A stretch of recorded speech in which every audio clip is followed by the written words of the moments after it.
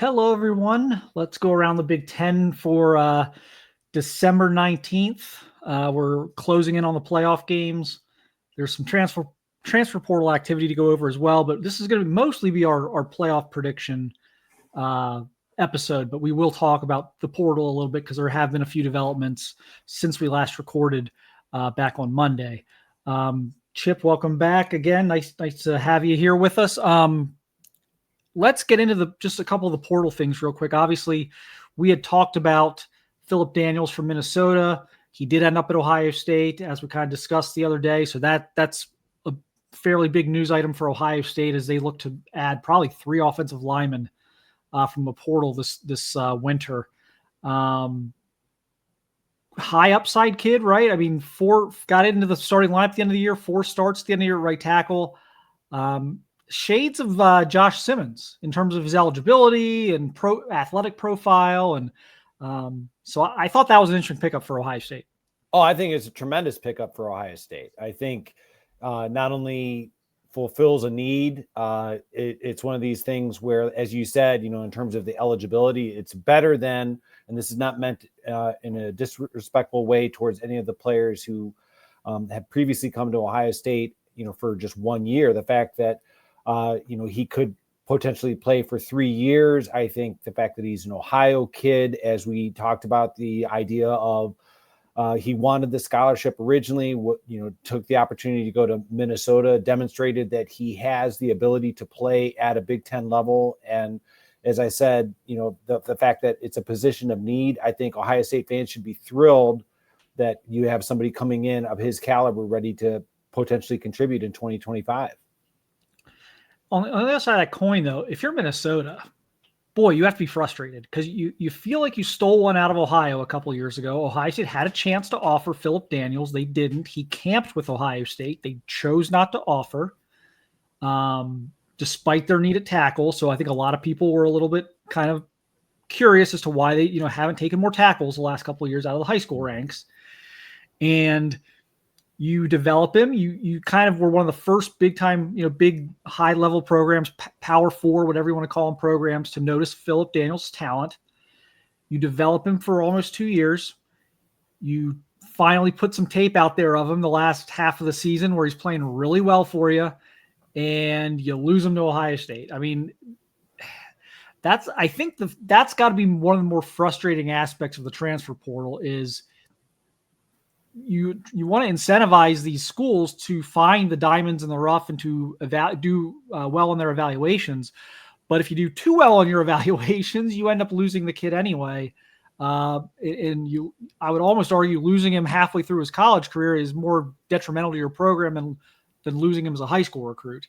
How do you deal with this now if you're Minnesota?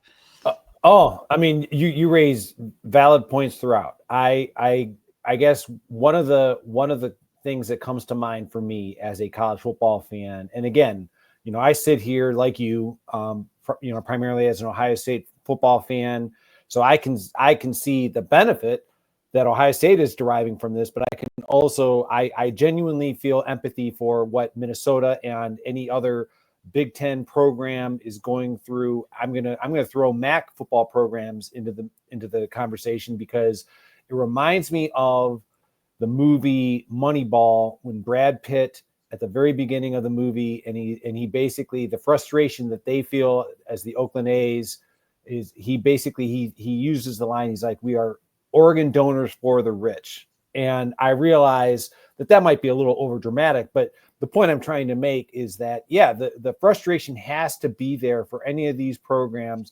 That is not to be disparaging towards Minnesota, but let's face it, Minnesota is one of those programs within the Big Ten that they are kind of a developmental program. And now to see a player, as you accurately stated, is, they invested the time, effort, and energy into developing Philip Daniels to see him at the opportunity that when it presented itself to go back to a program that originally shunned him. So it's a fine line to walk. I think, when it comes to, Ohio State fans, we're used to seeing the players entering the transfer portal just more along the lines of, okay, playing time opportunity that they did not necessarily get for a program like Minnesota or any other of those developmental programs within the Big Ten, or like I said, the MAC. You have to kind of look at it as like, man, you have to just be crossing your fingers every time the transfer portal comes around, because you know full well right now tampering, it's happening. And you know that your best players are getting opportunities financially as well as playing time for bigger programs. That's kind of difficult to match. And a lot of this stuff, obviously tampering is going to be a thing people accuse everyone of, but no one actually will go on record with it in terms of naming names because they're probably doing it themselves. It's one of those things now where there's the illegal tampering, which would be, a coach reaching out directly to a player, something like that. But these guys have like agents now. They all have agents. There's like all these agencies of NIL agencies have cropped up. It's like the same thing we talk about with like, in like free agency and other sports. It's like, well, we're hearing so-and-so's got a contract offer from this, this and that. And the player goes, well, I haven't had any conversation. Well, of course you haven't. You have plausible deniability because your agent is taking care of all the conversations, or when there's trade rumors, well, I didn't demand a trade. Well, of course you didn't, but your agent suggested it, that type of thing. Right. We're seeing that come to college football now, where it's like, well, I haven't talked to any of these other programs. I'm not even in the portal yet. Yeah, but someone else has on your behalf, and people are taking temperatures behind the scenes and back channeling things. And so that's obviously going on quite a lot right now in college football. And so that'll be interesting to see kind of where things go with that. But yeah, like welcome to the big leagues, I guess, with now dealing with agents when it comes to transfer portal time and NIL time. One other thing I want to talk about quickly with the portal is USC. What is going on? Like, USC is a private school. I don't know if we actually have the real data on Lincoln Riley's buyout. I was told it was just north of $80 million if USC wanted to fire Lincoln Riley right now. I don't know how you could ever pay that. But at the same time, like, what does I guess the genesis of this, the Branch brothers are now in the portal. So USC's losing Quentin Joyner, like a big part of their running game. They're losing a big part of their secondary. They're losing a big part of their receiving core and return game in Zach Branch. They've had other guys in the portal. This is a team that looks like they're losing more than they're adding right now in terms of talent. And they're coming off a really rough season. And this is year 3 for Lincoln Riley, and things have only been getting worse. So my question is, at what number does the buyout become palatable if Riley, let's say they go 6-6 or something like that, like next week? We've already looked at their schedule. It's not hard to envision them going only winning 6 or 7 games next year. Like if he does that again, and now the buyouts, maybe it's $70 million. Like at what number do you allow this to continue to just kind of get driven off a cliff? That's an excellent question. I mean, I kind of was staggered back by the idea of $80 million because as well as I do that Ohio State fans have been very vocal in their displeasure of Ryan Day, and I've tried to politely remind people, hey, that buyout is pretty hefty. I can't imagine being on the side of $80 million. I'm always looking at the picture of the fact that we are getting to the $20 million a year arrangement, the settlement that college athletics is going to be having. So, I'm sure that the powers that be at USC are just frantic because, like you said, this is year 3. Things are not looking better. They're looking worse. The Branch brothers were kind of a foundational piece, if you will, offensively and defensively for USC, for them both to enter the portal. You mentioned Quentin Joyner just on social media has committed to Texas Tech. So the running game, the passing game has not nearly flourished for somebody who's kind of gained a reputation as being a quarterback whisperer. And, as you described, 2025 is looking very ominous with regards to the schedule, and I'm not saying that they necessarily that everyone within USC, but I'm going to indict. There were many USC fans active on social media that were quite confident in USC coming into the Big Ten and being dominant. And it's obviously the first year, the 6-6 was not what anyone wanted or anticipated, and it's not looking better. I realize I've kind of gone on this long-winded answer that, I mean, I would have to think it would have to be to give you a dollar figure, and this is just one man's opinion. I would have to think you're going to have to go like around like the 30 million, because then, when you combine that with the 20 million that you're spending, that it might be a little more manageable. Maybe there's a more deep-pocketed donor that I'm just not aware of at USC that might be willing to fork over that 70 or $80 million figure that you provided or projected. But I can't fathom what that would mean, because let's face it, if somebody pays that money, then they still, let's not forget, Lincoln Riley came with a hefty price tag to get from Oklahoma. You're looking for somebody of comparable value to fill his position. So, I mean, now we're at $100 million, give or take, for the athletic department, and with no guarantee that you're going to be successful. Yeah, it's going to be fascinating to me the next few years to see what happens with the buyouts, with the coaching contracts. They're kind of a necessary evil. If you want to attract a big name coach, it's kind of a necessary evil, or else because if you don't do it, someone else will. But some of these numbers are outrageous. They're like what Florida State would have to pay like Mike Norvell, what USC would have to pay Lincoln Riley, just completely like astronomical numbers. And to your point, like, okay, so 30 million would be more palatable. Well, that would probably take 3 or 4 more years to get down to right. That.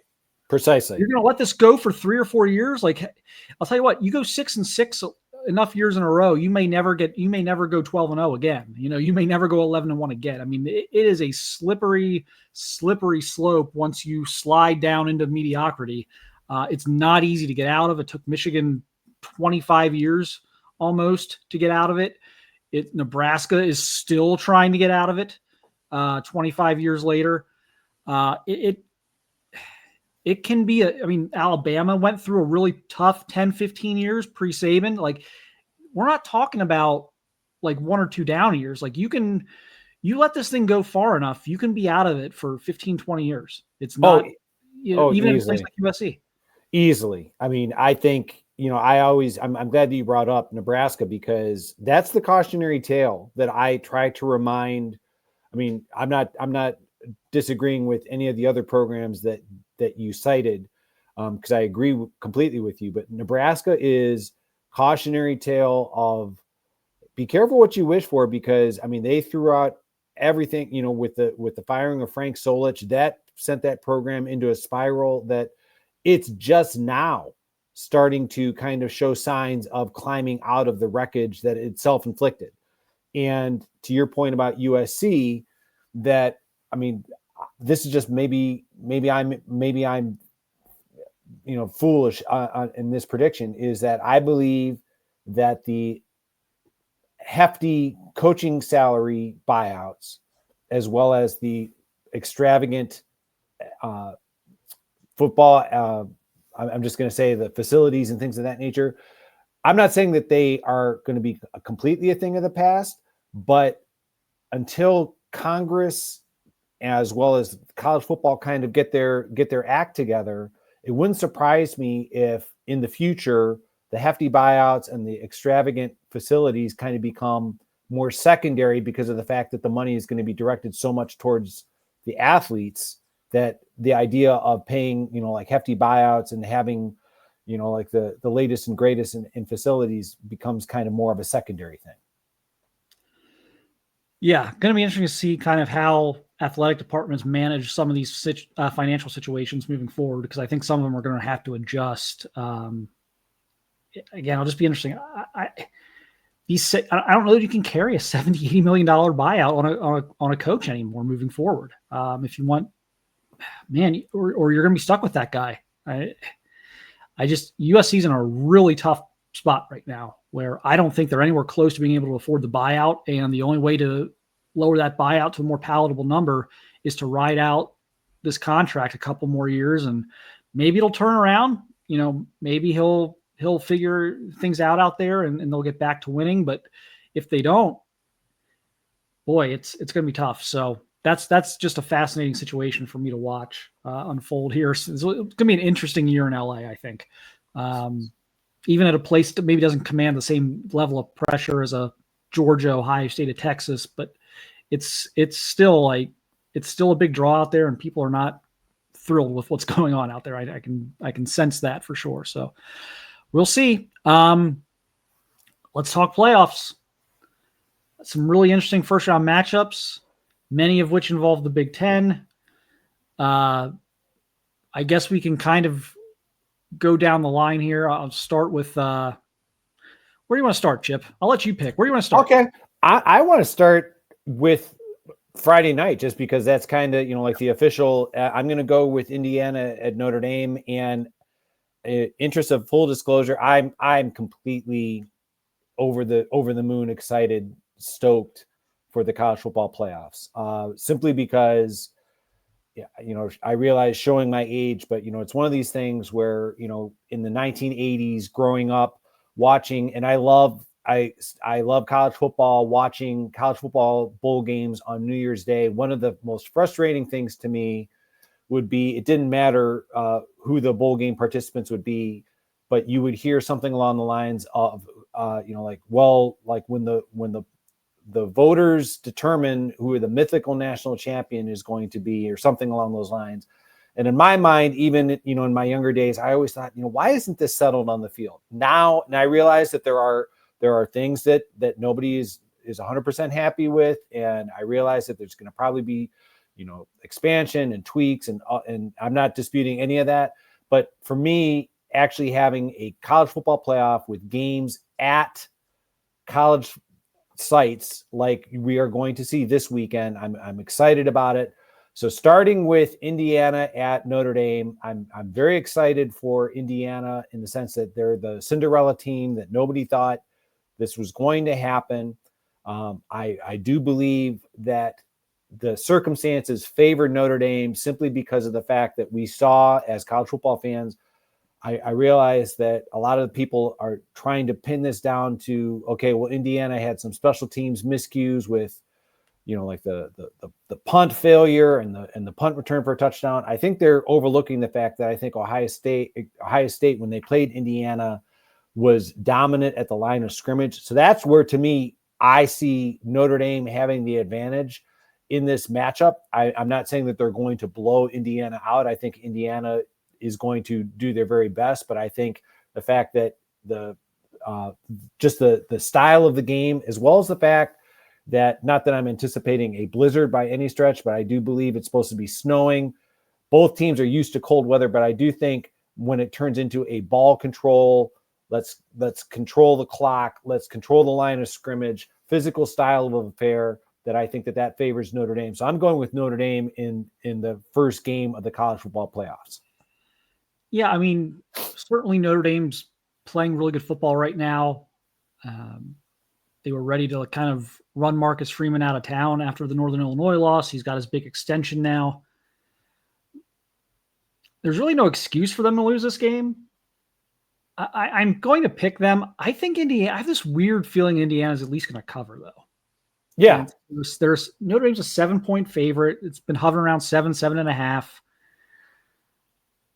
Give me Notre Dame by a field goal. I think this is going to be like the Super Bowl for Indiana. Like, this is just going to be such a big deal for them. The fact that it's Notre Dame, I think, enhances this for them. In-state program, a national blue blood program. Not someone they find on their schedule every day, even though they're in the same state. I think this is going to be really competitive. I think there's a good chance this is the most competitive first round game.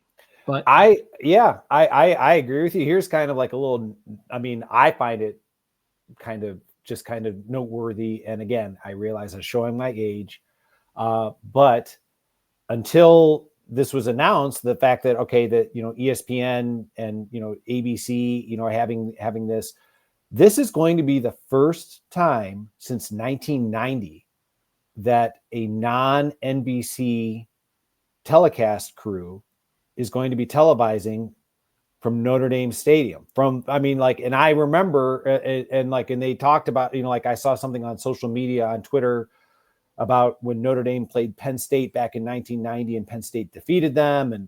And I'm thinking, oh my gosh, I remember, because I was in college at the time watching the game, but I never, because the next year, and it's been like this ever since, in 1991 was the beginning of the NBC Notre Dame contract. It's been like that ever since for Notre Dame home games. This is the first time since the 1990 season that a non-NBC group is going to be televised. And so to me, I think that's kind of noteworthy. No, that is it. It's very interesting. And I think we're going to see huge numbers this weekend. I know some of the Saturday games are going up against some of the NFL stuff. That's fine. I think this is going to be an unbelievable spectacle. I've been a big fan of this. Again, growing up as kind of a child of the 90s, it was always really bizarre to me on like New Year's Day how you'd have like the number 1 and number 3 teams in the country playing in like the Orange Bowl, and you'd have like number 2 and number 6 playing in the Fiesta, and you're watching both games like, well, why aren't 1 and 2 just playing each other? Like, why are we watching to see if 1 wins first, to see if number 2 can win the champion? Like, why aren't they just playing each other? So I've been a fan of the playoff. 8 was kind of my ideal number, but 12, and it's probably going to 16 because, as I've kind of predicted throughout this, they're going to realize how much freaking money they're going to make off of this. It's going to be such a big spectacle that we're probably headed there. But I am glad that this is being settled on the field now. Like, the BCS was a nice step in the right direction. I thought it was flawed.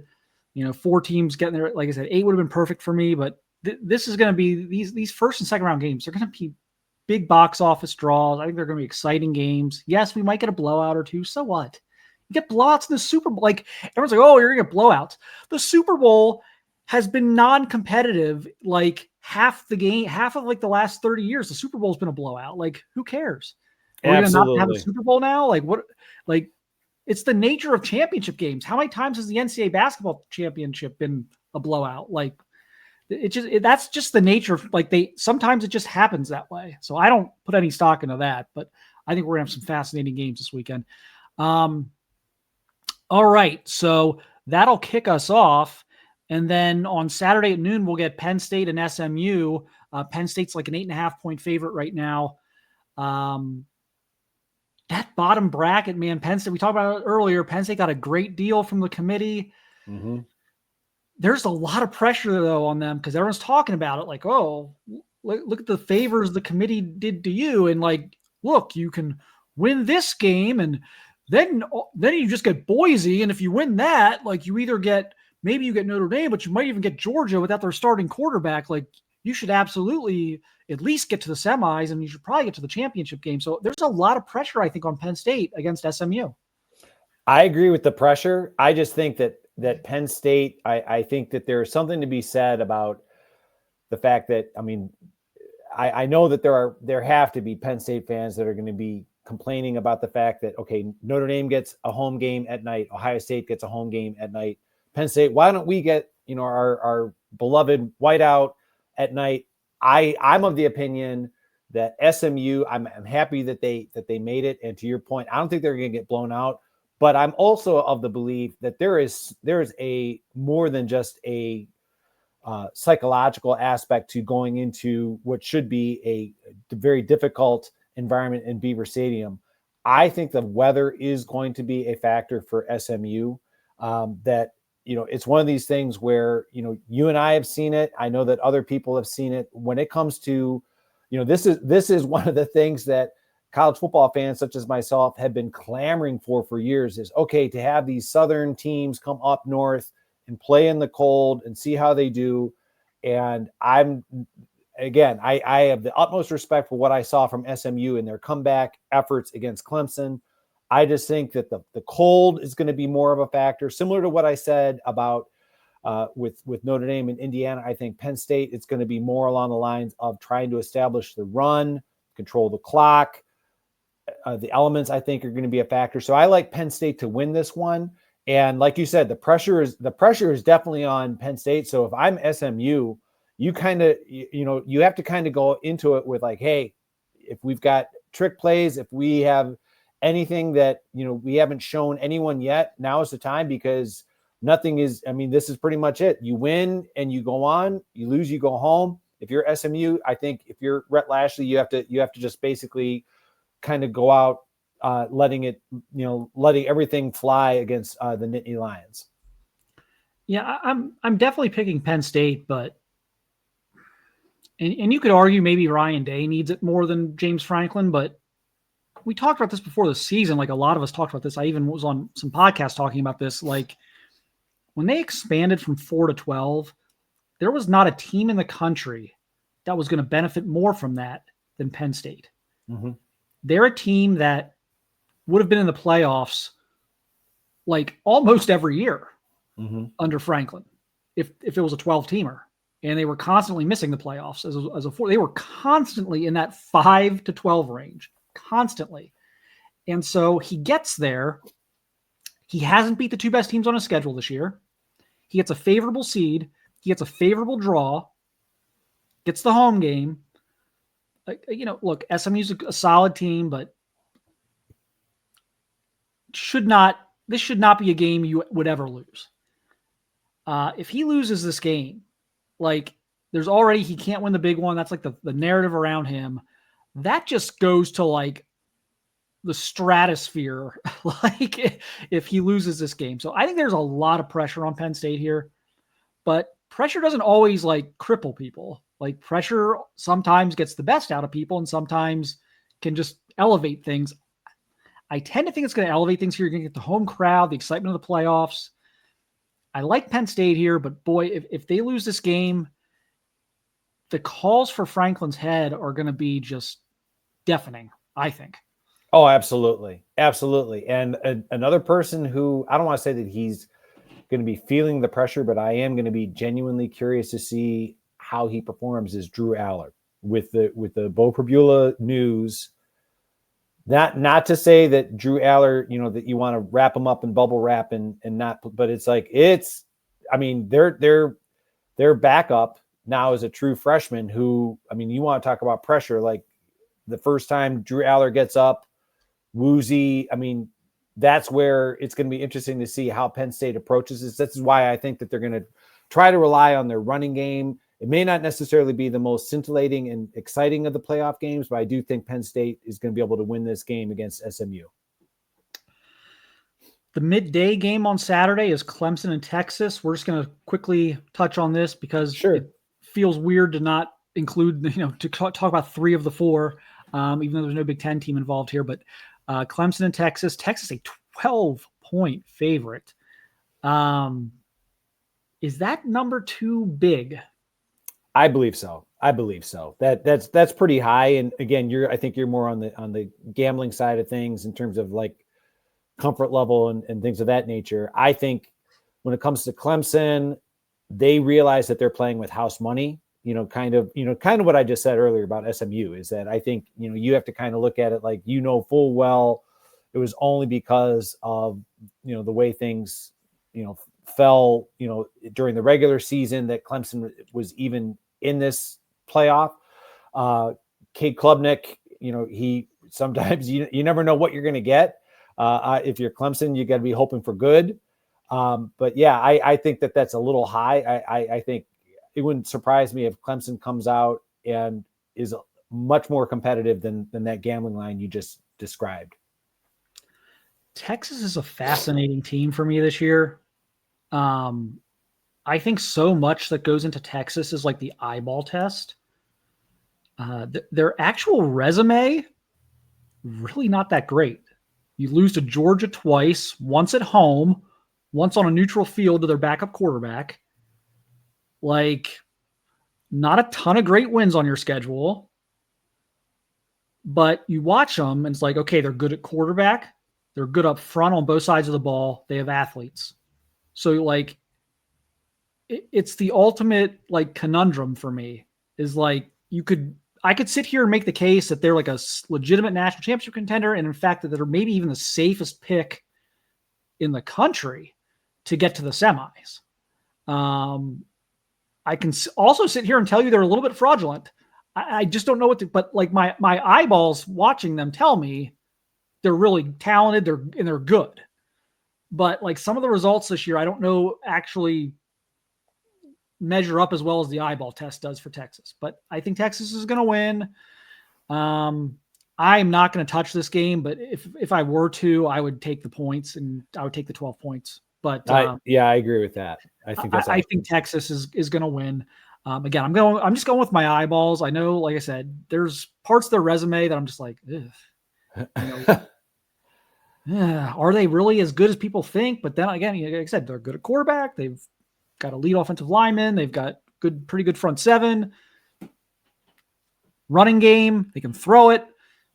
Fine, like sold, but like it hasn't always come. I don't think they've almost underachieved a little bit this year, in my opinion. But we'll see. We'll see how they do in the playoff format. I've got them beating Clemson though. That'll bring us to the nightcap on Saturday night. Great matchup. Tennessee at Ohio State. Ohio State's a 7.5 point favorite. Chip, I'm going to let you go first on most of this, but like, doesn't most of this game center upon like which Ohio State team we're going to see? Because the last iteration we saw of Ohio State is not beating Tennessee, but the previous like 5 iterations we saw of Ohio State are going to beat Tennessee. So what are we going to see on Saturday night? Okay. I'm pretending that I am the therapist that has been taking care of Coach Day, in terms of over the last few weeks, because let's face it, I think Ryan Day, for whatever reason, I think, it was more concerned with like proving a point about Ohio State's toughness rather than putting points on the scoreboard. And whoever has, hopefully, I don't know if that's Ross Bjork. I don't know if that was that heated player coach meeting where, things were supposedly, like a lot of frustrations were openly vented. But if we get, as a fan, good Ryan Day that kind of went out, and just played, unafraid against Georgia a couple years ago, Ohio State fans should be really excited. If we get Ryan Day trying to prove a point about how they can run the ball and, do all these things, like going up against the strength of what is, Tennessee is legitimately strong defense as well. Trying to go against Tennessee's strengths, it could be a very frustrating night for Ohio State. So I think Ryan Day has, I'm when somebody tells me something, maybe it can come back to bite me, but I'm inclined to believe Ryan Day when he says that they recognize what they did against Michigan was horribly wrong. And I don't believe that they are going to duplicate those mistakes against Tennessee. I'll be as clear as I can be on this, and I alluded to it earlier, but if they trot the Michigan game plan out there offensively against Tennessee, they're going to lose. Yes, without question. So in that sense, maybe the loss to Michigan opened eyes enough like to not ever go back to whatever that was that we saw that Saturday. That really came out of nowhere. It's just, as I've said before, it's one of the most shocking things I've ever seen in terms of the Chip Kelly that was right. calling plays against Oregon and Penn State. That same you couldn't convince me that's the same human being that called the Michigan game. So I think they understand that. Clearly, to me, this is going to come down to the trenches. Mm-hmm. Obviously, Ohio State needs to get after Nico Iamaleava, who's a very talented quarterback for Tennessee. But I think a bigger question mark on that front is Ohio State's ability to protect Will Howard. And, I'm not even going to say really so much establish the run because they need the Georgia. I know it's going to be outdoors, like whatever. Like it's going to have to be the Georgia game plan from a few years ago. Like, and I even said it before that game. I said, go be a 7-on-7 team. Everyone calls. No one's going to call you tough. Like the narrative is set. People don't admit they're wrong. No one. If you run for 300 yards against Tennessee and no one's going to pat you on the back and say, "Yep, I was wrong. You're not soft. You're tough." No one's going to do that anyway. You'd have to admit they were wrong to do that. No one does that anymore. So like, go be a 7-on-7 team. You have the best receivers in college football. Oh, absolutely. They can catch the ball out of the backfield. You have the ability to use the quick passing game, which can kind of neutralize the other team's pass rush with your banged up offensive line. Like, go be a 7-on-7 team. If they do that, I think they're going to win. I'm picking Ohio State. I think Tennessee's going to cover. I would take the 7.5 personally. Oh yeah.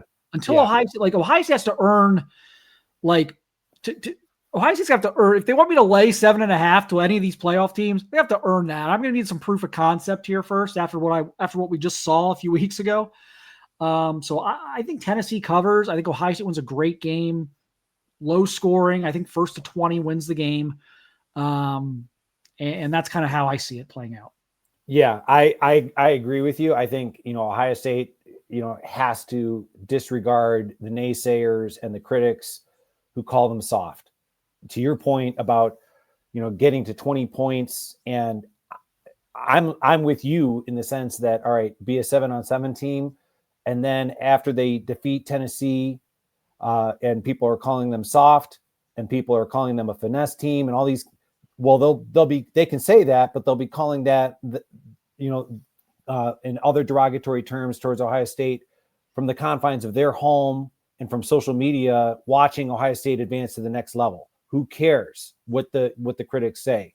So that's kind of where, things stand for me. I think that by and large, it's just one of those things where, when it comes to Ohio State, the way that they're going to play this game, I agree with you. I think they're going to play like a 7-on-7 style. And here's the thing, like, you have to establish the run. Stop it. Like, you could actually do the reverse. You can throw Tennessee's defense into situations that allow you to run the football more effectively. You can pass to set up the run. It is not there are multiple ways to skin this cat. Like, you do not have to run the ball first and then open up for the passing game. You can do the opposite. You can throw the ball so that they are so focused on that they're going to have to lighten the box, and then you can run. That's how they should be looking at these games. They should be passing to set up the run. So we'll see what they do. Like I said, I think Michigan had to be, if nothing else, a wake-up call for the immediate future of we can't do that again. So the very next game out, I think you won't see that again. I don't think you will. So that's why I'm picking Ohio State, but I think it's going to be close. I think it's going to be low scoring, and I think it's going to be an amazing game. I think it's going to be an amazing atmosphere. Two very loud fan bases. Going to be, I just think it's a Big Ten SEC. I think it's going to be a lot of fun, but I will go with Ohio State at home. So I've got two Big Ten teams advancing. I've got Indiana falling close one to Notre Dame, and I've got Texas advancing as well. So I guess technically, did I go all chalk there? I think we both did. Yeah. I mean, but it's again, I'm excited. I could go back to where I started, is that this is what I've wanted in some way, shape, or form. I am genuinely curious as to, after the first round, what you see from the fan bases as it relates to ticket sales. I'm not trying to sound negative here, but I think this is one of the tweaks that it wouldn't surprise me is down the road, if they realize, we can't be asking our fans to travel to multiple bowl game sites because financially it's just impossible to do. So that's one of the things that we'll see for the next round. But I think home playoff games in December, especially for the Big Ten teams that we're talking about, or Notre Dame, I think it doesn't get much better than this. Just so we don't completely take the coward's way out by picking all the touchdown favorites, If there's an upset this weekend, who is it? If there is an upset this weekend, I'm gonna go with Indiana. I'm gonna say Indiana is. I'll say upset. Tennessee. I'll say Tennessee if there's an upset. All right. So there we have it. We let ourselves, we didn't let ourselves completely off the hook. We did say if there's going to, we picked chalk because every favorite or every higher seed's a touchdown or more favorite. So it's not like these are like 2 or 3 point spreads. So we went with the chalk, but we did put a prediction out there that there's going to be an upset, and there probably will be an upset. I mean, I think the odds are there will be an upset. I don't, if you parlayed the 4 money lines, you would get better than even odds on that. So, the likelihood of an upset is probable, but we'll see. I can't wait. It's gonna be so fun. It's gonna be incredible. It's gonna be an incredible weekend of football. You still have some big NFL games as well. So everyone enjoy that and then get ready for Christmas. Hope everyone has a great Christmas. I think we'll try and sneak something out before Christmas. Maybe Monday. Yeah. Kind of recap. Something out there before, we'll do a little recap before Christmas. But thanks again, everyone, for watching, listening. And again, we'll talk to you soon. Enjoy the football this weekend. Goodbye.